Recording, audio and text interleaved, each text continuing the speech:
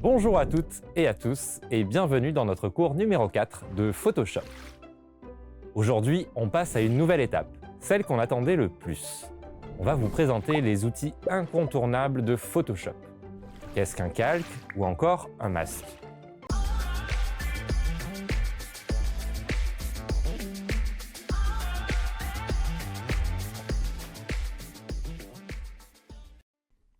Bonjour et merci Vincent pour cette merveilleuse présentation.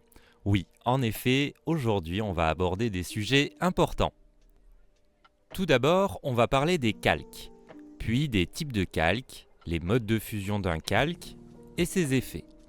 Ensuite, on va faire un petit tutoriel où on va utiliser tout ce qu'on vient d'apprendre.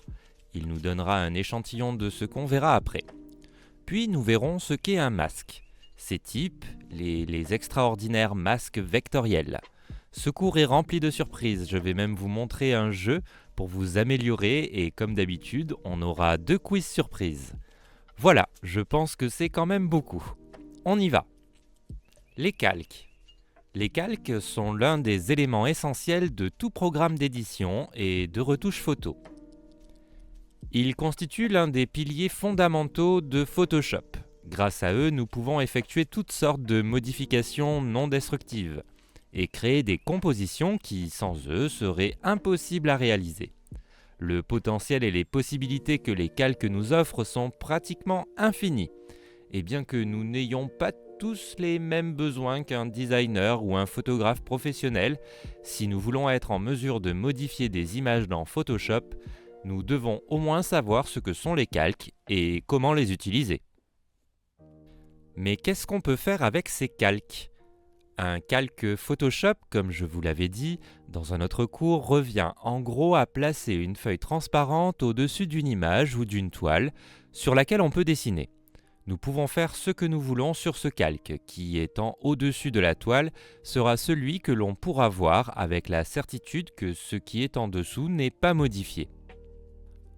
Photoshop nous permet de créer autant de calques que nous le souhaitons, avec la limite de 8000, comme s'il s'agissait de feuilles transparentes que nous plaçons les unes sur les autres. Ces calques ont la même priorité qu'une série de feuilles transparentes placées au-dessus d'une toile.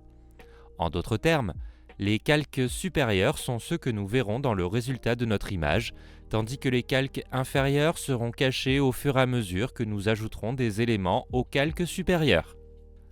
Avec ce programme, nous pourrons également appliquer toutes sortes d'effets à ces calques. Par exemple, nous pourrons jouer avec leur transparence, jouer avec leur visibilité, fusionner les calques, afficher et masquer ce que nous voulons, les combiner. Mais ne vous inquiétez pas, nous allons voir ça ensemble, comment faire tout cela. Mais d'abord, je vais vous dire comment trouver les calques dans Photoshop. Les calques sont l'un des éléments toujours visibles dans Photoshop, du moins par défaut. Les calques se trouvent généralement en bas à droite de l'interface principale du programme. Chaque calque a un nom que nous pouvons personnaliser et leur priorité sera la position dans laquelle ils sont placés, comme s'il s'agissait de feuilles transparentes au-dessus d'une toile. Au cas où les calques n'apparaissent pas, nous pouvons facilement les afficher en appuyant sur la touche F7.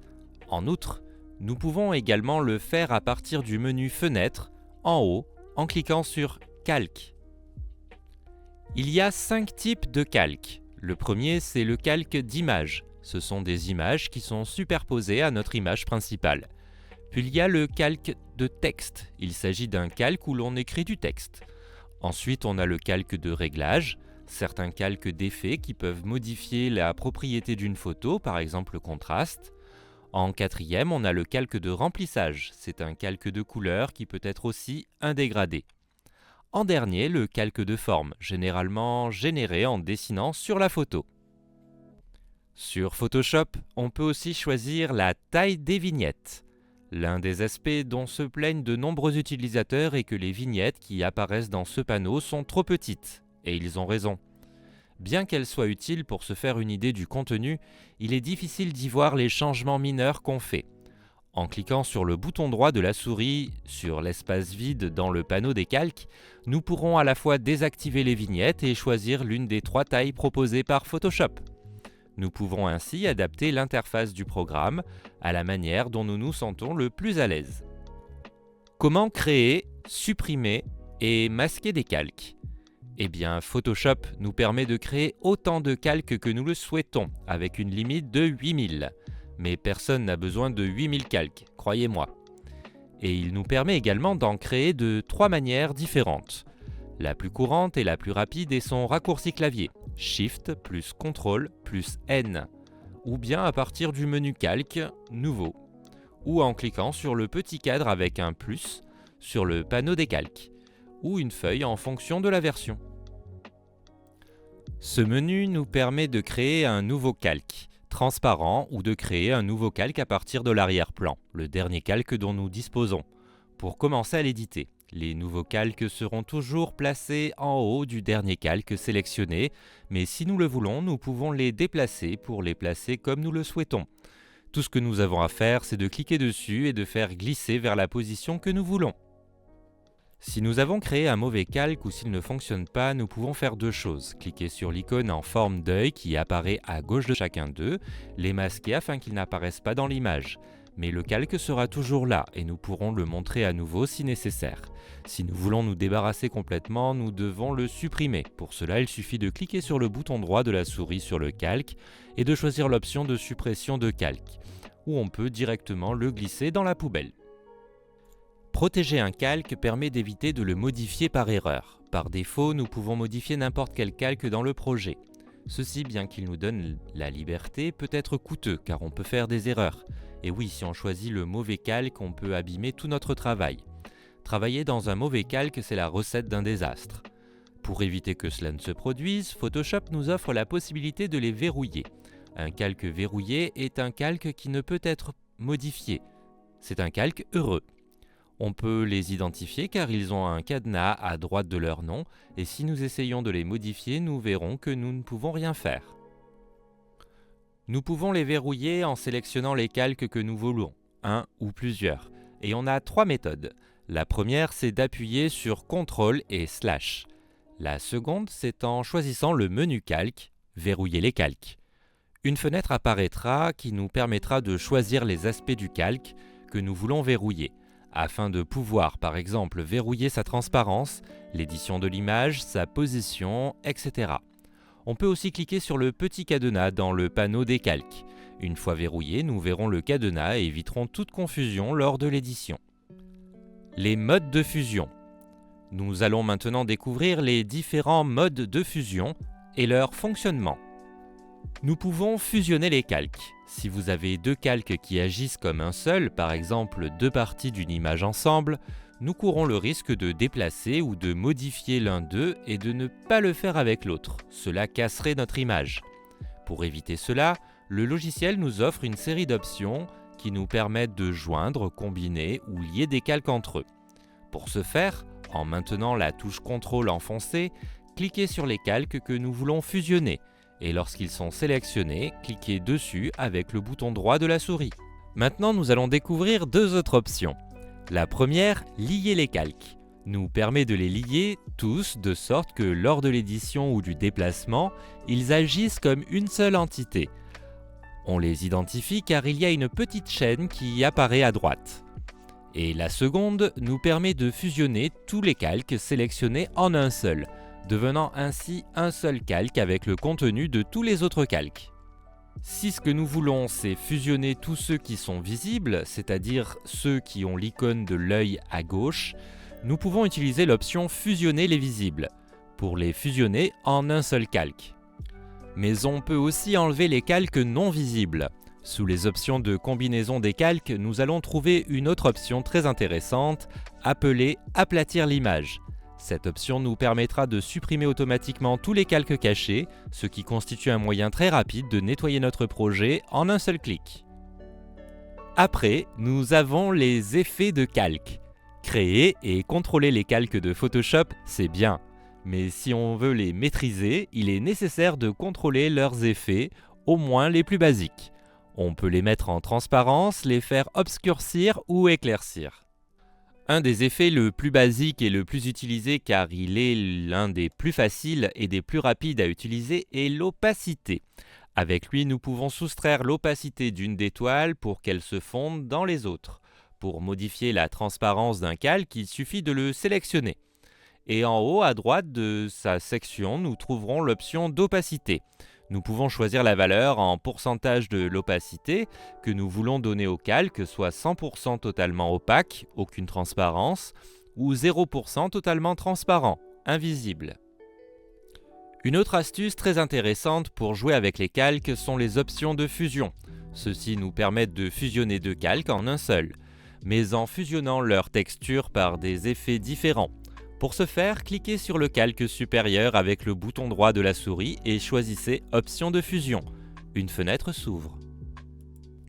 Dans cette fenêtre des styles de calque, nous pourrons choisir le mode de fusion et nous pourrons voir les modifications en temps réel, ainsi qu'une série d'options de fusion avancées que nous ne détaillerons pas, car nous n'en avons probablement pas besoin. Nous pouvons essayer les différents modes de mélange jusqu'à ce que nous trouvions celui qui convient le mieux à notre image. Lorsque nous voulons modifier un élément, parfois nous pouvons constater que nous n'y parvenons pas. Cela est dû au fait que par défaut, nous ne pouvons pas le faire. En effet, par défaut, Photoshop importe les photos et autres éléments en tant qu'objets intelligents. Par conséquent, avant de pouvoir passer par l'éditeur, nous devrons remasteriser l'élément. En d'autres termes, le convertir en bitmap ou le pixeliser. Nous pouvons le faire en cliquant sur le bouton droit de la souris sur le calque que nous voulons modifier et cliquer sur pixeliser. Bien que le moyen le plus rapide soit aussi de sélectionner un outil de notre choix, le pinceau ou la gomme par exemple, et de cliquer dessus, et Photoshop va nous proposer de pixeliser l'image. Une fois l'image pixelisée, nous pouvons commencer à travailler avec elle. Quiz time! On va faire un petit quiz pour renforcer nos connaissances. Alors, question numéro 1. Combien peut-on créer de calques sur Photoshop? Réponse A, 7000. Réponse B, 1500. Réponse C, 8000. Réponse D, 350.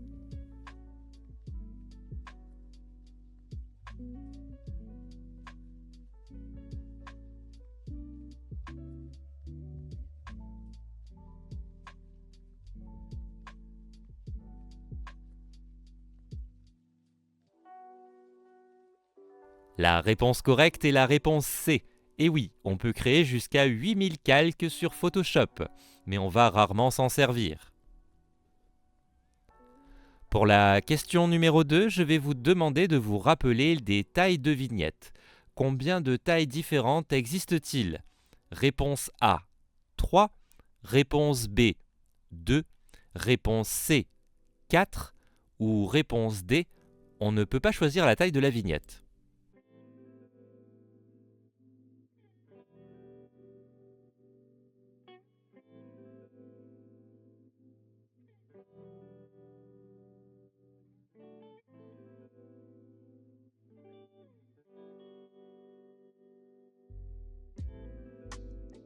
La réponse correcte n'est autre que la réponse A. On peut choisir entre 3 tailles, petit, moyen et grand. Maintenant, on va passer à la question numéro 3. Quelle action effectue le raccourci Shift plus CTRL plus N? Réponse A. Ouvrir un nouveau document. Réponse B. Ouvre un nouveau calque. Réponse C. Verrouiller un calque. Ou réponse D. Enregistrer le document.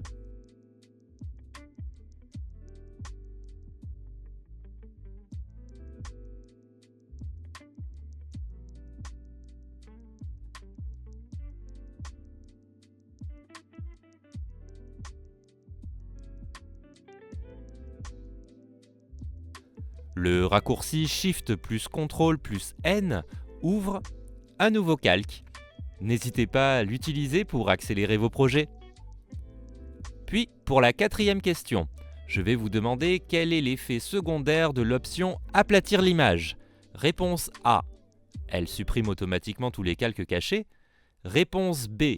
Elle aplatit tous les calques, même les cachés. Réponse C. Elle pixelise l'image. Réponse D. Elle crée un masque de fusion.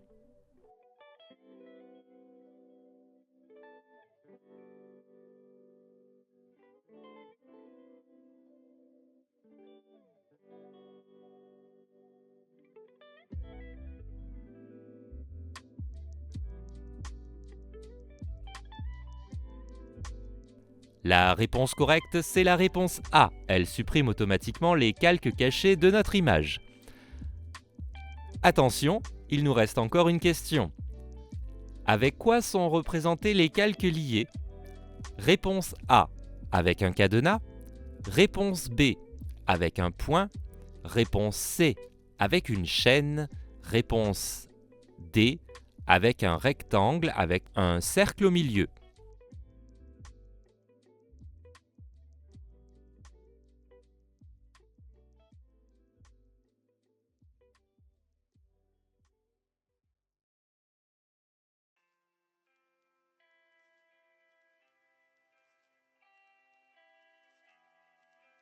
La réponse correcte est la réponse C.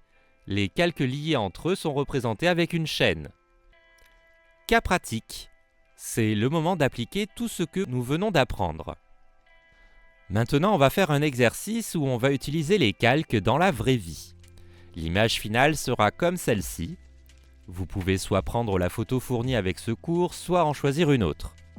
Avant tout, on va créer un document avec comme caractéristique une dimension de 2000 par 2000 pixels avec 300 ppp en RVB et en 16 bits.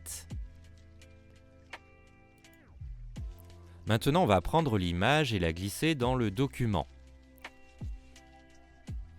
On va tirer l'image en attrapant le coin pour qu'elle soit la plus grande et la positionner de sorte à ce que la tête soit au milieu. Ensuite, appuyez sur Entrée pour valider la position.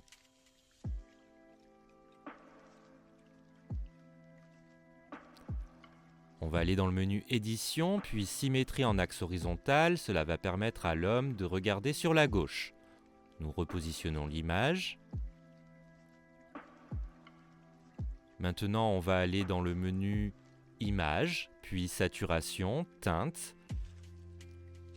Soit on appuie sur la touche CTRL U. On va mettre la saturation à -100 et valider en cliquant sur OK. Maintenant, notre photo est en échelle de gris. On va aller sur Image encore une fois, mais cette fois, on va cliquer sur Niveau. On peut aussi faire CTRL L et on va régler les niveaux pour accentuer les zones claires et obscures. Régler la petite flèche obscure sur 45, puis sur la suivante sur 1.00, puis la dernière sur 216. Et vous pouvez valider. Vous devriez obtenir une image plus nette en termes de couleur. Maintenant, on va aller trouver l'outil de sélection d'objets ou appuyer sur la touche W. Sélectionnez la tête et allez dans la barre des options. Assurez-vous que renforcer le contour soit bien coché. Appuyez sur Sélectionner et masquer. Comme vous le voyez maintenant, on a notre sujet au milieu, cela veut dire que le sujet est sélectionné. Dans la barre à outils, sur la gauche, on va prendre le deuxième outil et on va passer le tour du sujet. La sélection commence à prendre en compte les cheveux et tous les petits détails.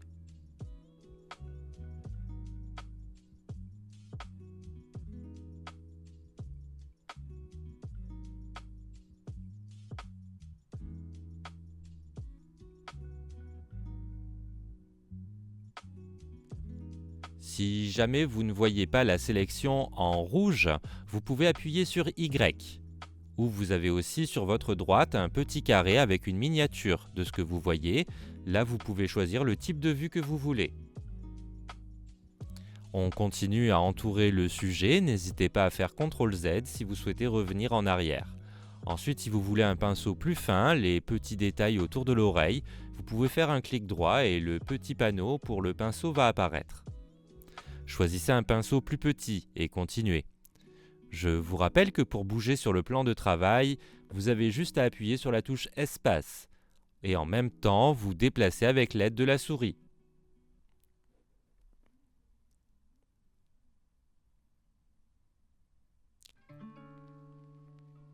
Cet outil est très efficace quand il s'agit de zones comme celle-ci, où il y a beaucoup de détails, car maintenant, en passant le pinceau par-dessus, vous pouvez le sélectionner. Et continuer comme ça jusqu'à la fin.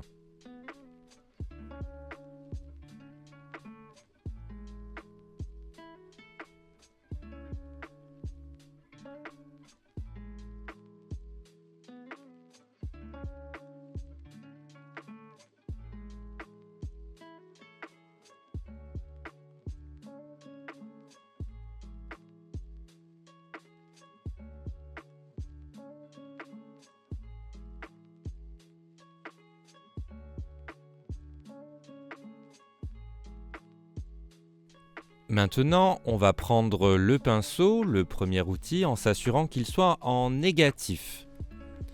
Et vous allez sélectionner le cou du personnage sans vous faire trop de soucis, car dans un second temps, on va passer avec l'outil de renforcement de contour. Tout autour de l'oreille, puis la barbe.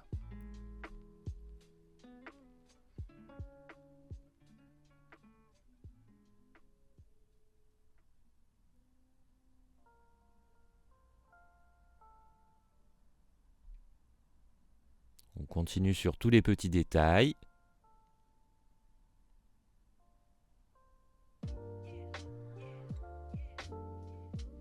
Rappelez-vous que si vous vous trompez, vous pouvez toujours revenir en arrière avec les touches CTRL plus Z.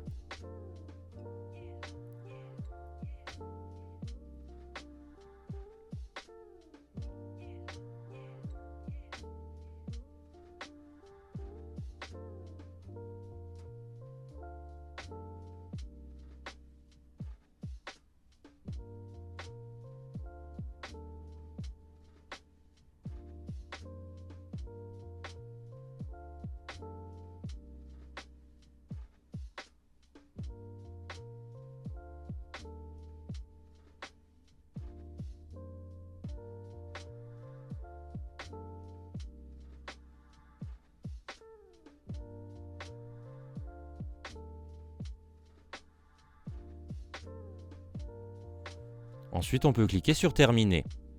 Voilà. Donc on voit un masque blanc et noir qui se crée et on fait disparaître le reste du personnage. Puis on va prendre le pinceau, soit en cliquant sur l'outil pinceau, soit sur la touche B.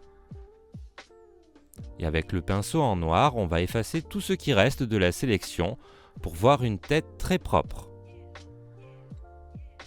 On enlève tous les résidus. Et on va même affiner la barbe.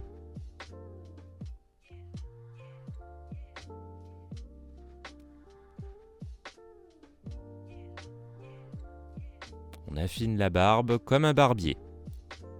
Pour ce jeune homme, peu à peu, avec un tout petit pinceau.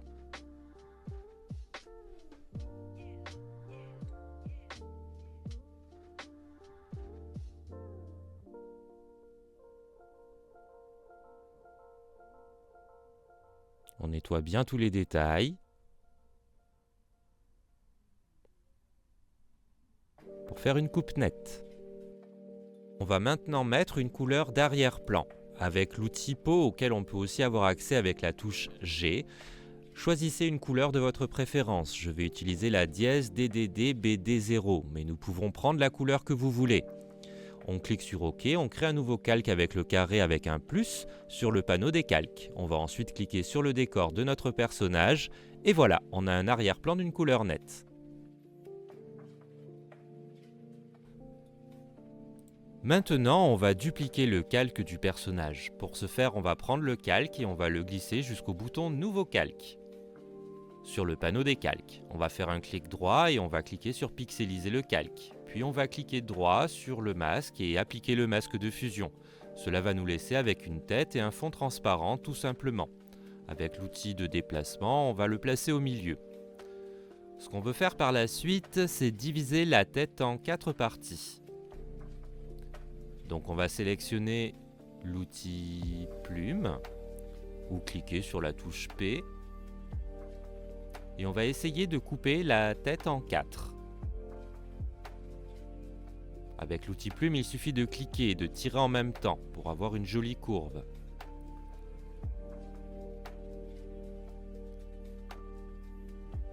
On s'assure dans la barre des options que la plume soit en tracé et on va cliquer directement sur la tête flottante. Rappelez-vous que si jamais vous vous trompez, vous pouvez toujours revenir en arrière avec CTRL Z.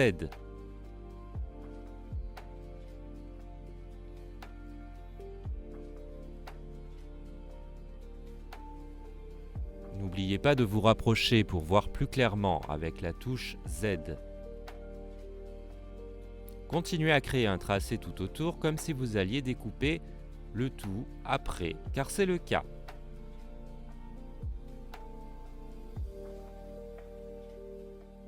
On va aller jusqu'au point de départ pour fermer le tracé.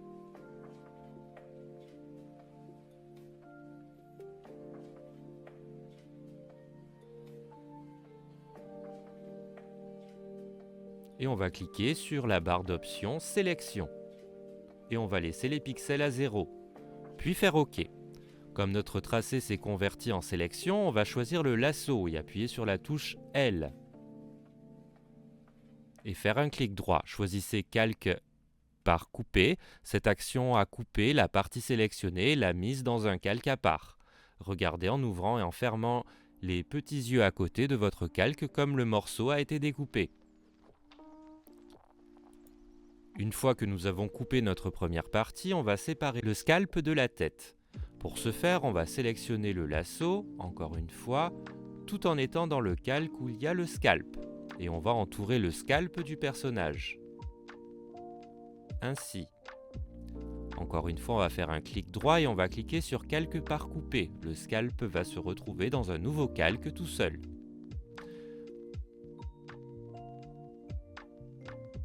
Comme la dernière partie, avec l'outil plume, on va sélectionner là où on veut découper.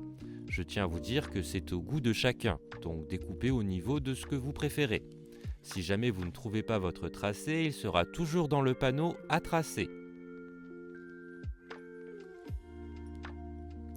Une fois fini, vous allez faire un clic sur la sélection et OK. Avec l'outil lasso, vous allez faire un clic droit et une dernière fois, calque par couper.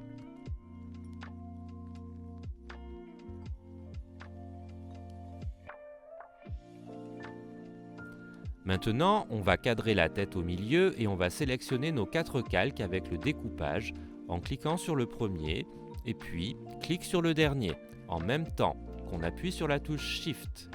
On va faire CTRL plus T dans le cadre de la tête, mettez la petite et on va séparer les morceaux de la tête.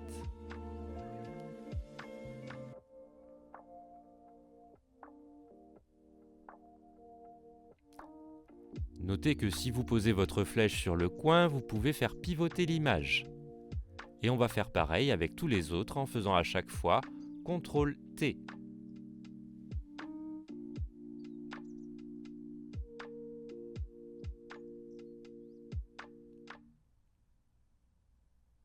Nous répétons l'opération pour chaque partie de la tête que nous venons de découper.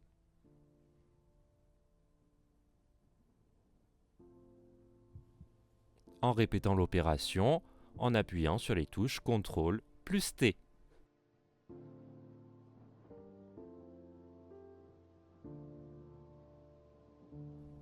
Cette étape-ci est au cas où il y ait des erreurs dans votre sélection. J'ai pris un exemple où il y a pas mal d'erreurs. Pour corriger ça, vous allez dans votre miniature de calque et vous appuyez sur CTRL en même temps que vous cliquez. Cela va sélectionner votre calque. Maintenant, vous allez cliquer sur le symbole de masque de fusion, ou comme je l'appelle, le petit drapeau du Japon. Bravo, vous avez créé un masque. Maintenant, à l'aide de l'outil pinceau, auquel vous pouvez accéder avec la touche B, changez la couleur en noir et cliquez sur le masque d'où vient d'être créé. Vous allez effacer avec le pinceau tout ce qui vous perturbe sur votre découpage. On va faire pareil pour la partie du nez. Rappelez-vous, CTRL plus C. Plus petit drapeau du Japon.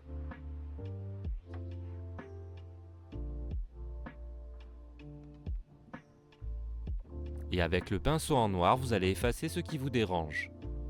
N'hésitez pas à passer par les bords.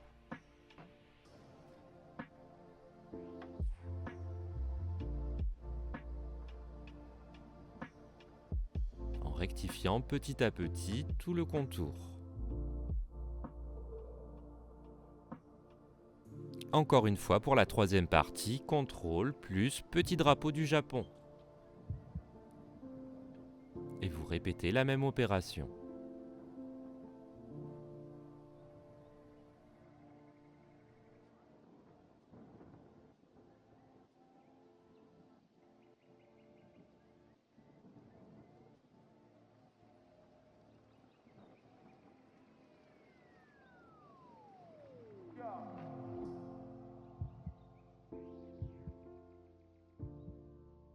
On va créer un effet surréaliste, on va lier les deux calques d'une manière artistique. On va faire passer le pied des lunettes d'un calque à l'autre par exemple. D'abord, on va supprimer le petit pied du deuxième calque avec l'aide de l'outil correcteur. On peut faire appel à la touche J. Maintenant, on va faire Alt, puis clic sur la partie qu'on veut copier. Et on va passer par la partie où il y a le pied des lunettes. Je vous rappelle que si vous vous trompez, vous pouvez toujours revenir en arrière avec CTRL plus Z. Une fois fini, on va prendre la pipette ou la touche I et on va prendre les couleurs des lunettes pour avoir la même couleur de notre pinceau. On va créer un nouveau calque et sélectionner le pinceau avec la touche B. Dessiner la partie manquante des lunettes jusqu'à arriver derrière l'oreille. Si vous avez éloigné trop vos morceaux, ce n'est pas grave. Dessinez le pied comme vous pouvez et affinez-le. Encore une fois avec Shift, on va sélectionner le calque des yeux et le calque avec le pied des lunettes. On va faire un clic droit, puis on va sélectionner fusionner les calques. Maintenant, on a un seul calque avec le pied de lunettes et la partie des yeux. On va grouper nos calques en les sélectionnant et en cliquant sur le petit dossier sur le panneau des calques. Puis, on va appuyer sur CTRL plus T pour, encore une fois, dimensionner la tête et bien la placer au milieu. Vous pouvez même l'incliner un peu.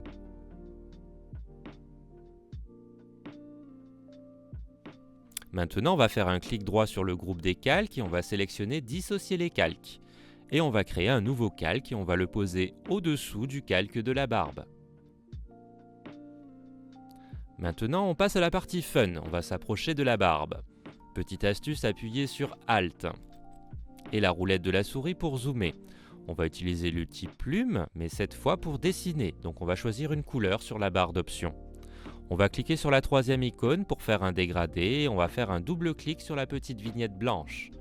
On va choisir une couleur vive. Choisissez votre couleur préférée, la mienne c'est le violet.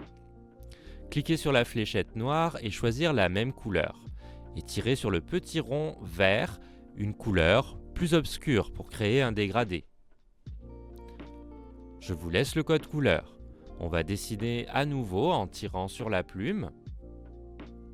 Si vous dessinez et les couleurs ne s'affichent pas, assurez-vous qu'à la barre d'options, il soit écrit Forme.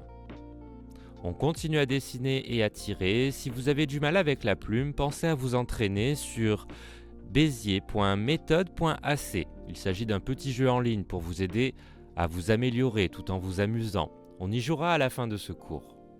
Si vous souhaitez modifier votre forme, utilisez l'outil Sélection directe, c'est la petite flèche blanche.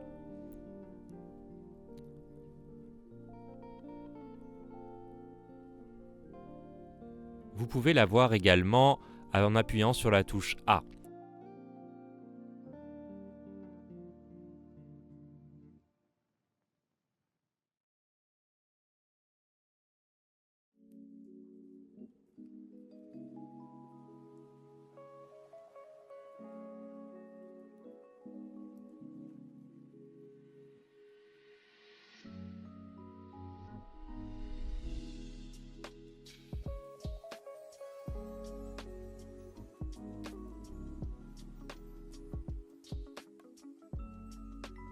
Sur la barre d'options, appuyez sur le dégradé.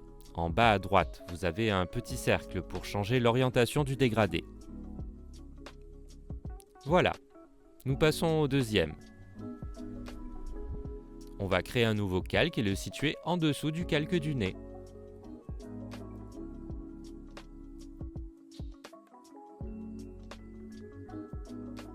On va créer une nouvelle forme avec une couleur différente. Vu que nous avons déjà créé une forme, les couleurs sont prédéfinies. Cliquez sur la vignette la plus claire, on va mettre la couleur rouge avec le code E22440. Ensuite, cliquez sur l'autre petite vignette pour choisir l'autre couleur. Et nous allons choisir le code couleur 530410. C'est parti, on dessine avec la plume.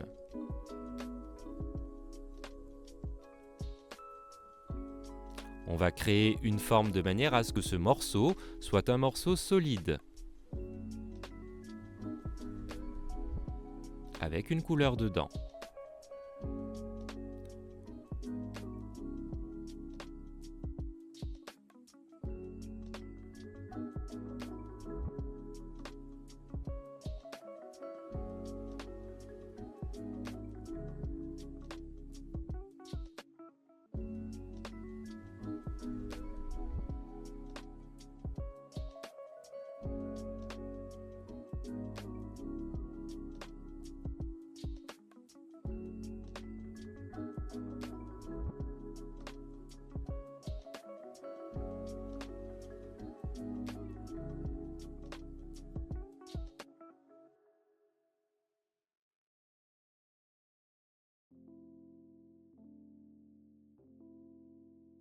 Puis nous allons changer l'orientation du dégradé.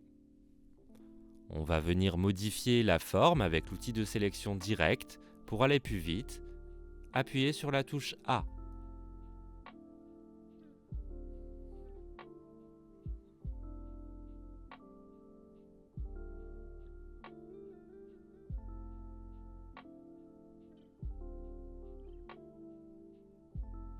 Puis nous allons passer au dernier calque.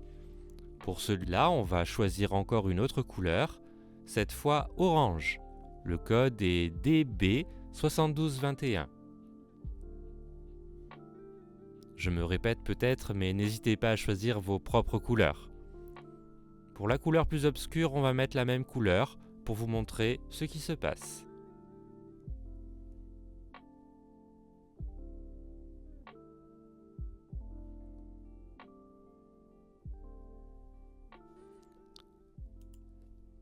Quand on commence à dessiner, comme vous le constatez, il se met automatiquement en noir.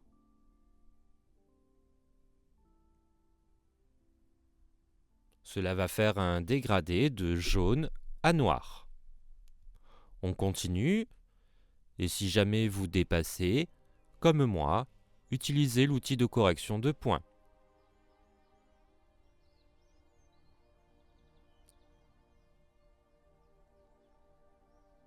Cela va transformer notre point dans un point, soit rond, soit carré. N'hésitez pas à zoomer sur votre écran pour bien modifier le point d'ancrage. Ensuite, on va corriger la couleur de la dernière forme que l'on a créée. Pour ce faire, on va prendre l'outil de sélection rapide auquel vous avez accédé avec la touche A. On sélectionne la forme, puis on clique sur le dégradé de la barre d'options et on met la couleur désirée.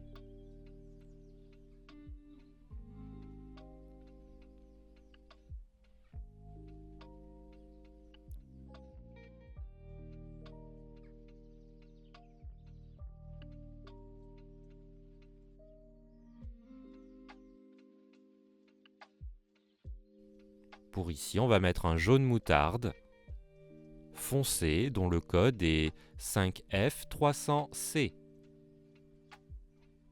Et voilà. Maintenant, on va créer encore des formes, cette fois-ci pour les lunettes. On s'approche de la fin de ce tutoriel. On va choisir comme d'habitude d'abord la couleur. Je vais utiliser un bleu, le code couleur est 2C98E9 pour la première couleur. Et pour la seconde, on va choisir un bleu plus obscur en 05355A. Pour vous montrer ce que ça donne, je vais choisir un type de dégradé différent, soit le dégradé radial. Celui-ci fait un dégradé qui vient du centre. On va faire une de mes techniques préférées pour dessiner la forme. Le but de cette forme, c'est qu'elle couvre les verres des lunettes. Donc ma technique consiste à dessiner n'importe comment en m'approchant de la forme que l'on veut, le plus vite possible. On va devoir modifier les couleurs car le bleu foncé est devenu noir. Voilà, on est sur un dégradé radial. On a la couleur plus obscure au centre. Si on veut l'inverser, il suffit de tirer des vignettes des couleurs pour les mettre dans l'ordre souhaité. On continue avec ma technique. On va prendre l'outil de sélection directe.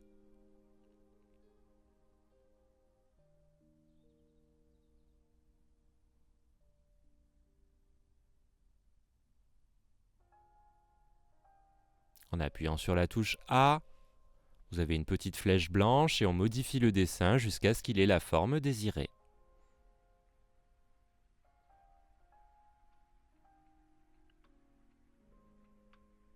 On étire la forme jusqu'au bord des lunettes afin que celle-ci cadre parfaitement avec le rebord des lunettes. Je trouve cette technique plus rapide car ça évite de dessiner la forme au fur et à mesure avec la plume.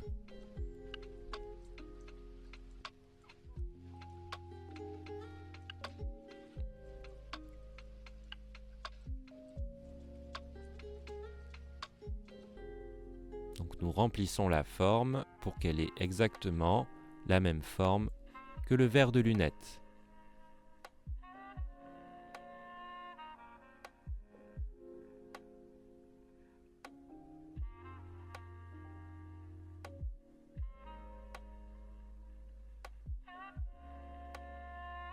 en étirant chaque point. Voilà. Comme on cherche à imiter les lunettes, ce qu'on va faire ensuite, c'est qu'on va choisir une couleur de bord dans la barre des options. Ça va être noir. Si vous cliquez sur les lunettes directes, il y a la pipette qui va venir prendre la couleur toute seule. On clique sur OK et on va mettre l'épaisseur en 2 pixels. Et on clique sur Entrée.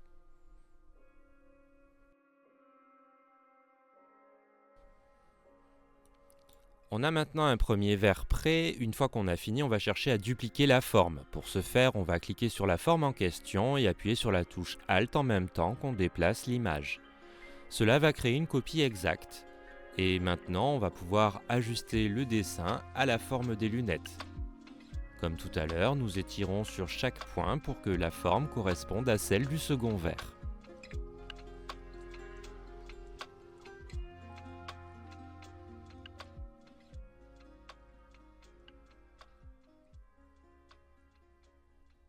On cadre bien la forme sur l'ensemble de la bordure, celle-ci est déjà en noir, puisqu'elle a repris les mêmes propriétés que le premier.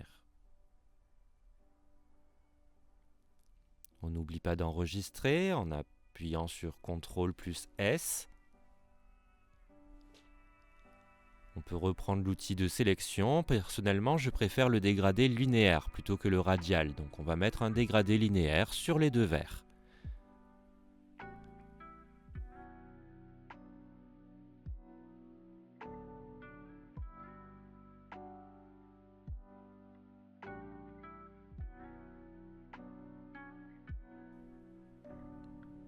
Voilà. Avec cela, on a fini cette partie du tuto et on pourra passer au dernier détail. Pour cette étape, on va mettre nos calques en groupe et on va les sélectionner en faisant CTRL-G et les recadrer avec CTRL-T.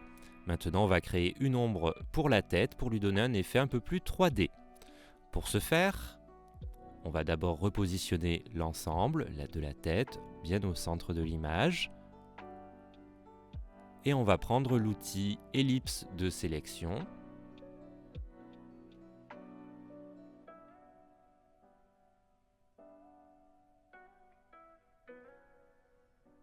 Et on va faire un ovale en dessous de la tête. Puis on va la remplir avec le pot de peinture.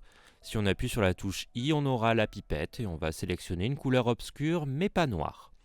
On va prendre par exemple celui de la barbe et on va remplir la sélection. Maintenant, avec le calque sélectionné, on va utiliser pour la première fois le filtre. On va cliquer sur Filtre, puis Flou gaussien. Ceci est un petit échantillon de ce qu'on pourra faire par la suite à Photoshop. On va mettre la puissance à 38.7. Ce filtre va venir flouter notre forme. On va l'ajuster pour qu'elle soit plus aplatie en fonction des versions de Photoshop. Il faudra appuyer sur Alt en même temps pour pouvoir modifier la forme à sa guise.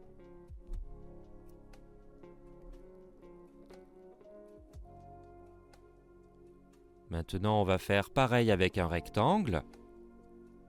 On prend directement le pot, pas besoin de pipette puisque la couleur est déjà sélectionnée. Si on essaie de mettre la couleur tout de suite, on ne va pas réussir car on n'a pas créé de nouveau calque. On crée le calque en dessous du groupe et on le remplit avec le pot. On fait CTRL-D pour désélectionner, puis en appuyant sur Alt et on va modifier la position du calque avec CTRL plus T.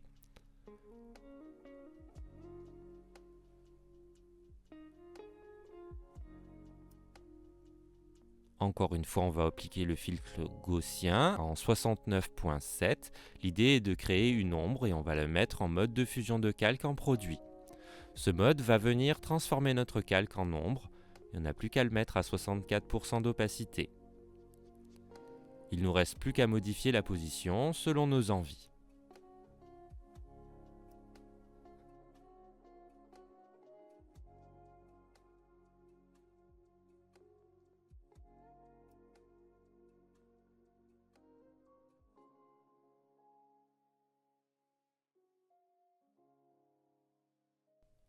Alors maintenant, avec l'outil de transformation libre, vous allez redresser certaines parties de la tête pour avoir le résultat que vous souhaitez.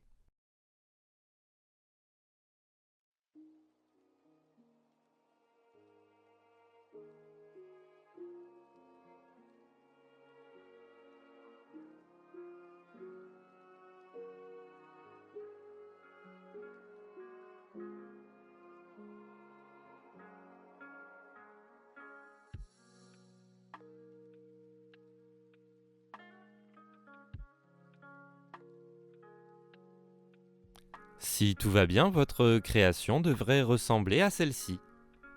Comme vous pouvez le constater, dans Photoshop, il existe de nombreux outils d'une grande puissance qui sont totalement inconnus par les personnes qui ne sont pas familiarisées avec le mode de l'édition.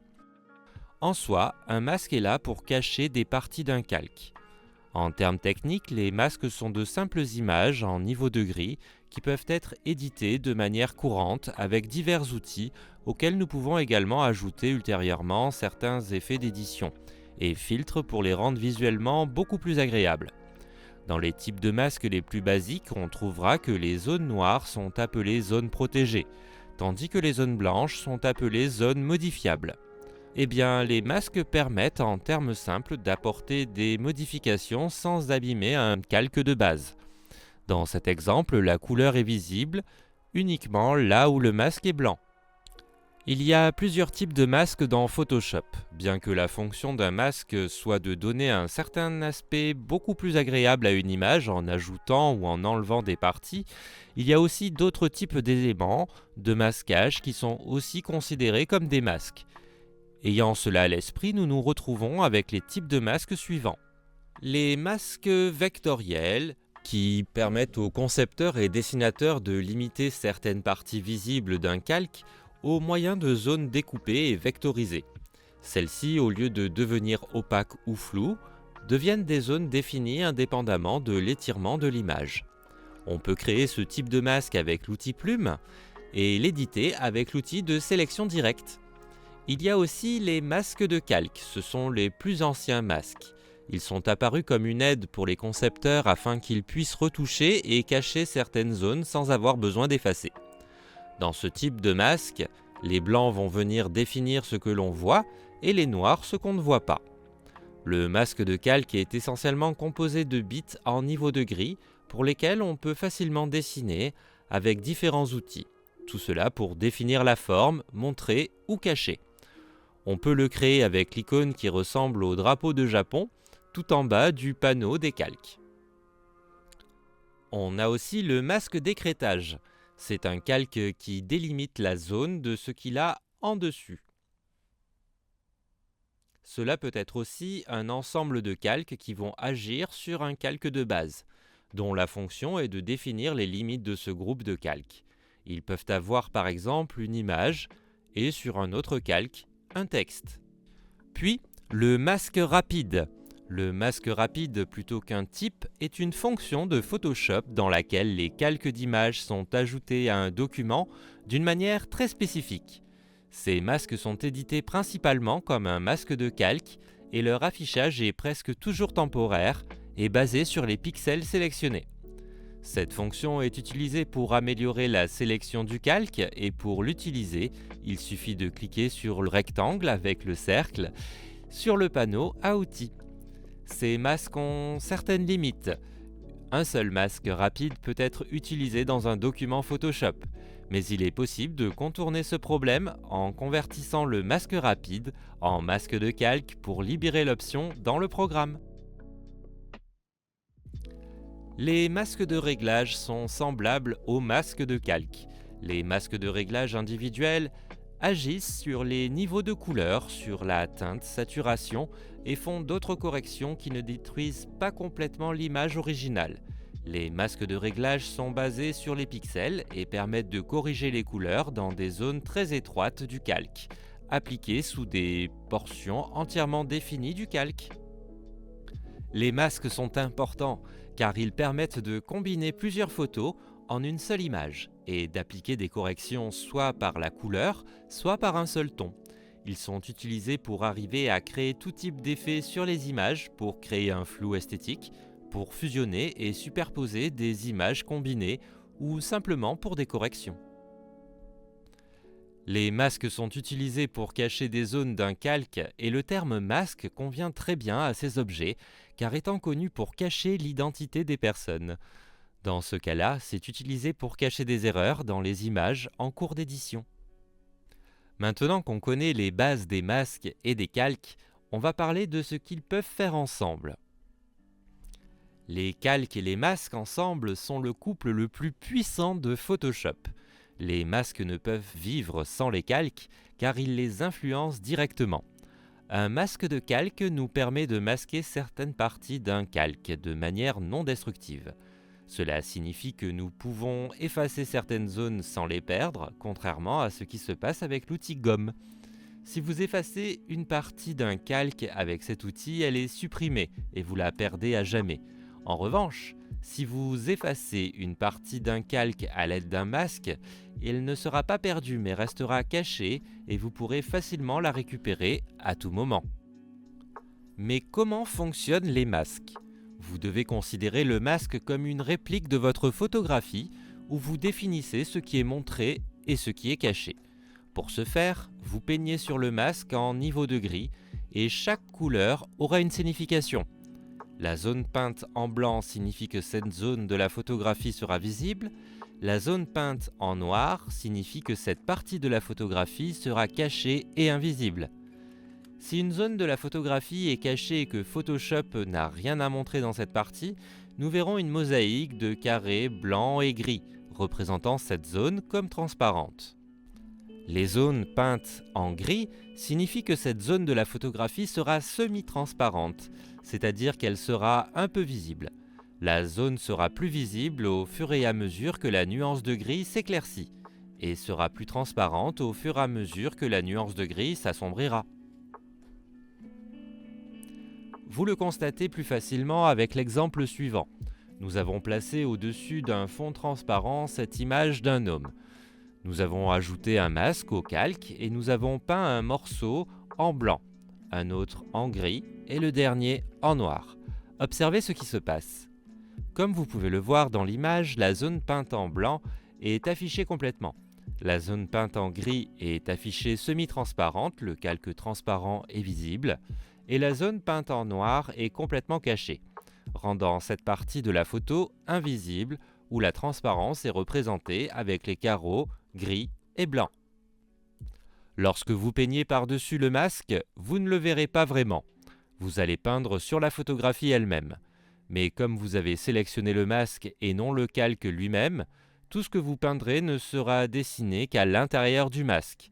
Malgré cela, vous verrez son effet directement sur la photographie car vous cacherez ou découvrirez les zones de calque où vous peignez.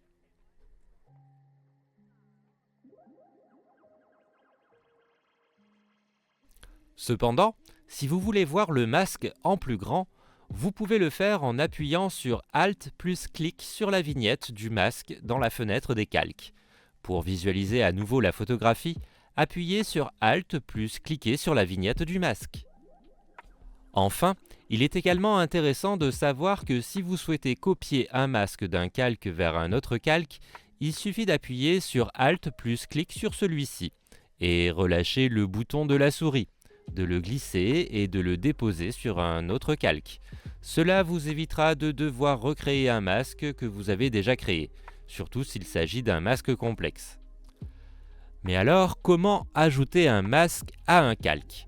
Maintenant que vous savez comment fonctionnent les masques, voyons comment ajouter un masque à un calque dans Photoshop. Assurez-vous d'abord que le calque auquel vous voulez ajouter le masque est sélectionné dans la fenêtre des calques. Vous pouvez le faire de deux manières différentes. Dans le menu Calque Masque de calque, vous pouvez choisir entre l'option Tout faire apparaître pour ajouter un masque en blanc, ce qui signifie que l'ensemble du calque sera visible, ou l'option Tout masquer pour ajouter un masque en noir, ce qui signifie que l'ensemble du calque sera masqué. Aussi, vous pouvez ajouter un masque de calque avec le bouton Fait pour. Ce bouton est situé sous la fenêtre des calques et ressemble au drapeau du Japon. Si vous cliquez dessus, vous créerez automatiquement un masque de calque blanc lié à la calque sélectionnée. Si en revanche vous appuyez sur le bouton tout en maintenant la touche Alt enfoncée, un masque noir sera créé. Il y a des techniques pour repeindre sur le masque de calque. Comme mentionné précédemment, nous devrons peindre le masque en blanc, noir ou gris pour définir les parties de la photo que nous allons cacher et celles que nous allons montrer. Vous pouvez utiliser différents outils qui nous conviendront mieux ou moins bien en fonction de ce que vous voulez réaliser. La première technique est avec l'outil pinceau. Vous pouvez peindre par-dessus le masque en utilisant simplement l'outil pinceau. Vous pouvez le configurer dans la barre supérieure en choisissant un bord plus dur pour créer des bords nets ou avec une faible dureté pour créer des bords plus diffus.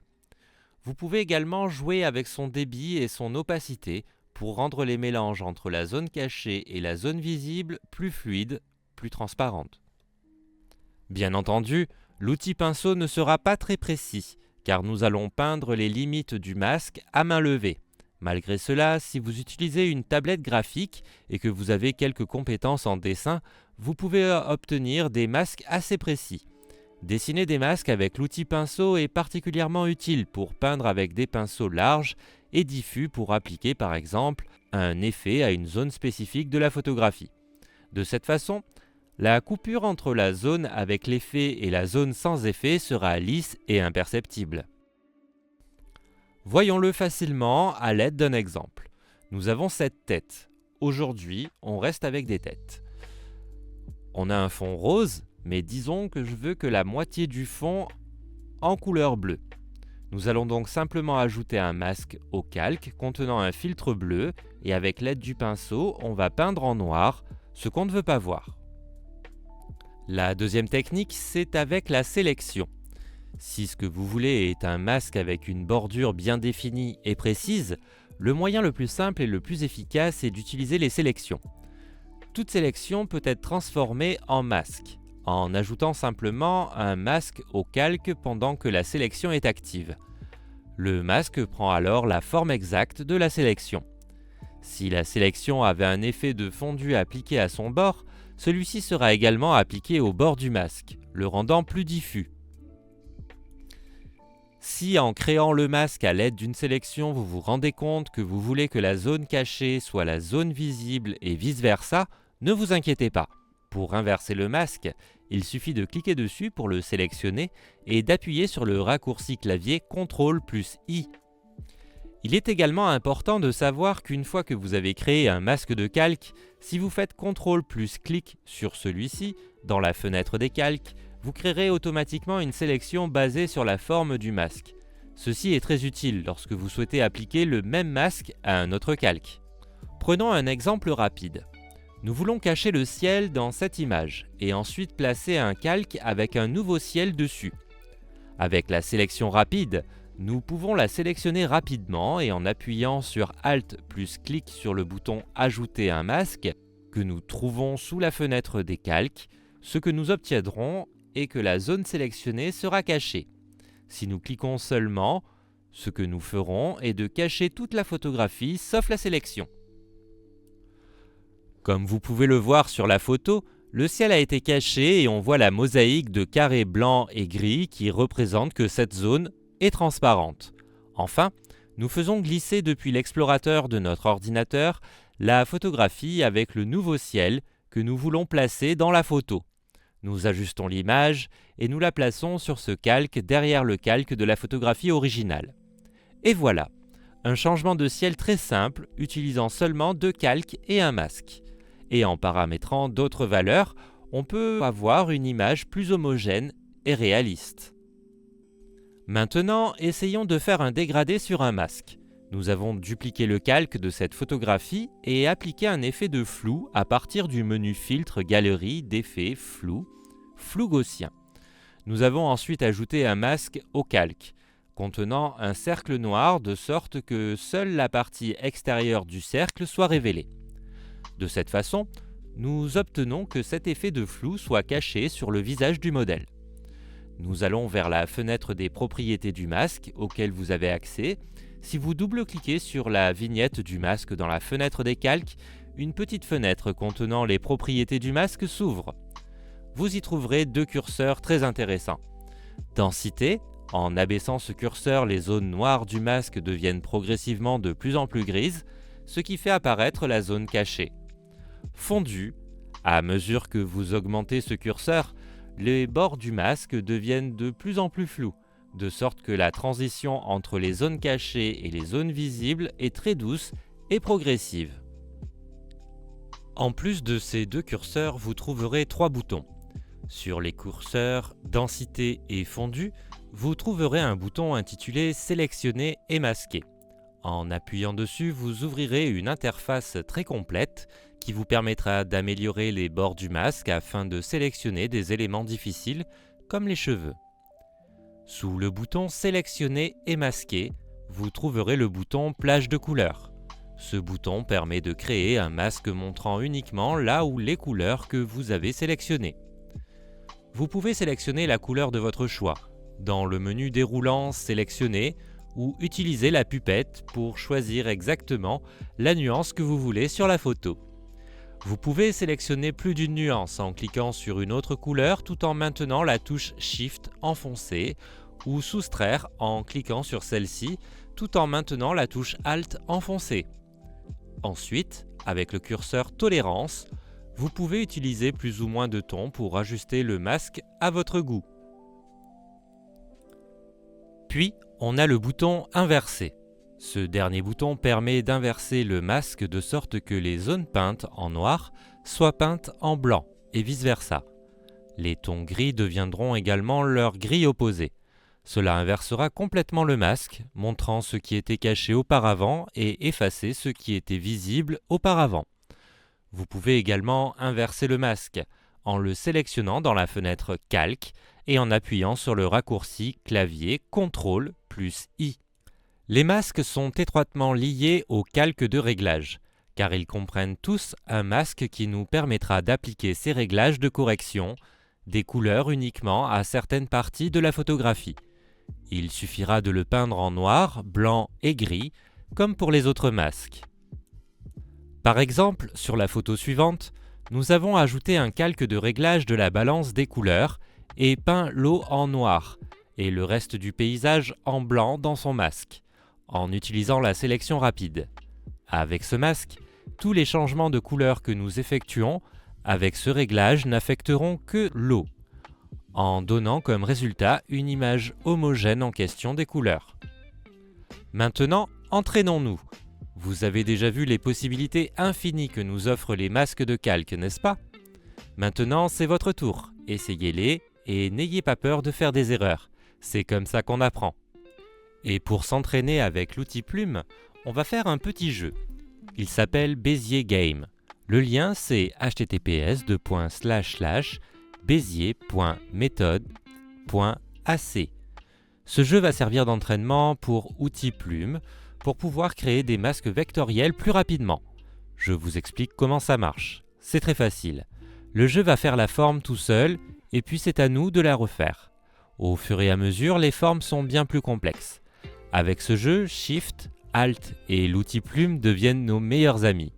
À la fin de chaque mini-jeu, vous avez les points d'ancrage que vous avez utilisés et avec combien de points d'ancrage il était possible.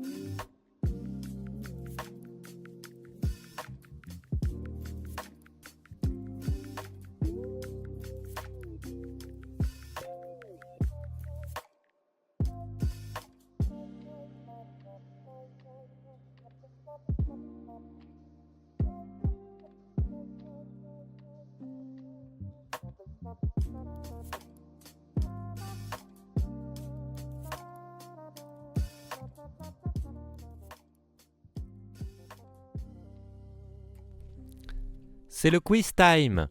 Première question. Quelle couleur cache l'image dans un masque? Réponse A, le noir. Réponse B, le gris. Réponse C, le blanc.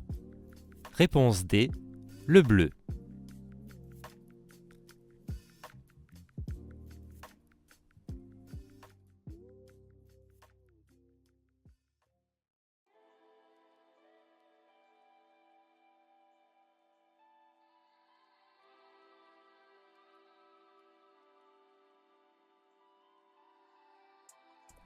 La bonne réponse, c'est la réponse A. C'est bien le noir qui cache l'image dans un masque. Question numéro 2. La différence principale entre l'outil gomme et le masque est: réponse A, l'outil gomme est un outil de sélection. Réponse B, les masques travaillent de manière destructive. Réponse C, on peut récupérer ce qu'on a effacé à tout moment. Réponse D, il n'y a pas de différence.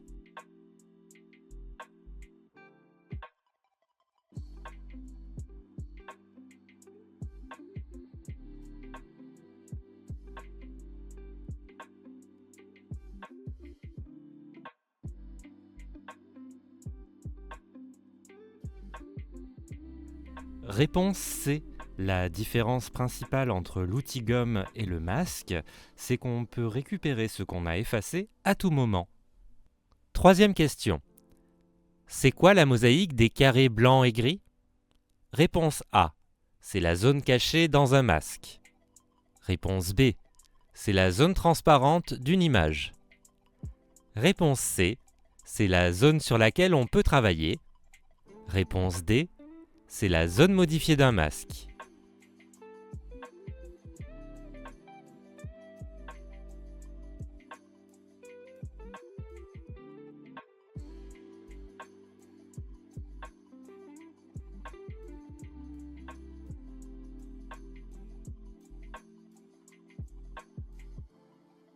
La réponse correcte, c'est bien la réponse B. C'est la zone transparente d'une image. Qu'est-ce qui se passe si on clique sur un masque et puis on appuie sur CTRL plus I? Réponse A. Le calque est supprimé. Réponse B. Le masque devient noir. Réponse C. Le calque est dupliqué. Réponse D. Le masque est inversé.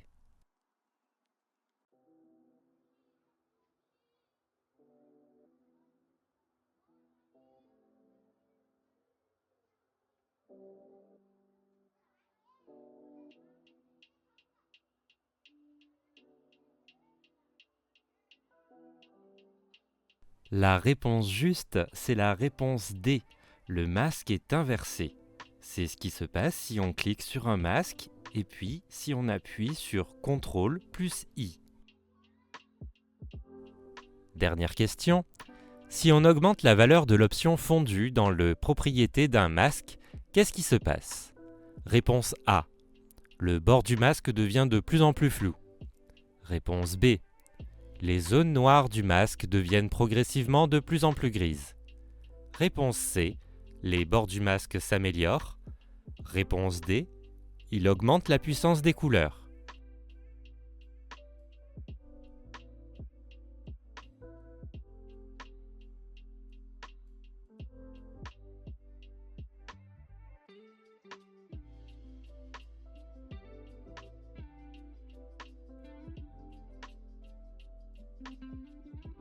Réponse correcte, c'est la réponse A.